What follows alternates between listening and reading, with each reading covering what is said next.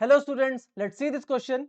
Suppose refractive index mu is given as mu is equal to a plus b by lambda square, where a and b are constant and lambda is the wavelength. Then the dimension of b are same as that of. So now mu क्या होता है? Mu is speed of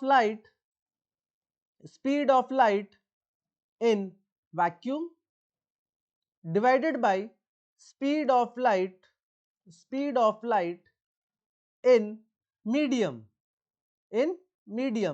इसका मतलब दोनों speed है, तो इसका मतलब क्या होगा? दिस म्यू इज डायमेंशनलेस,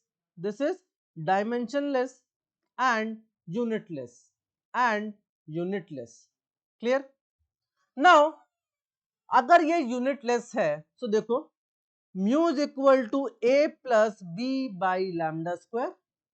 अगर हम इसको इक्वेट कर रहे हैं, if you are equating this, so that means dimension of mu, this should be equal to dimension of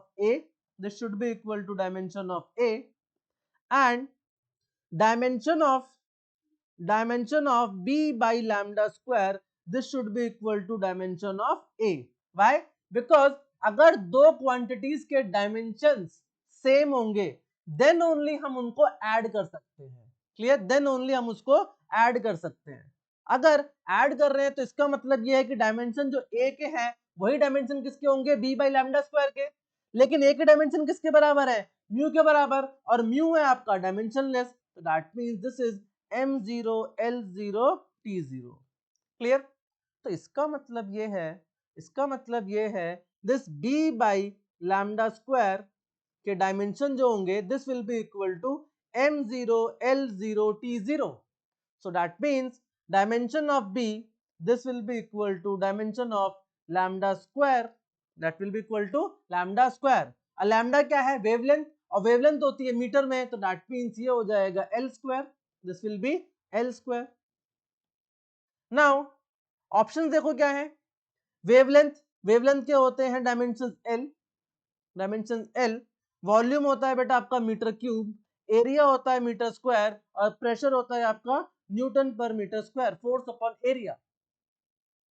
so metre square के डायमेंशन क्या हो जाएंगे? L square. इसके डायमेंशन क्या हो जाएंगे? L square. इसके डायमेंशन क्या हो जाएंगे?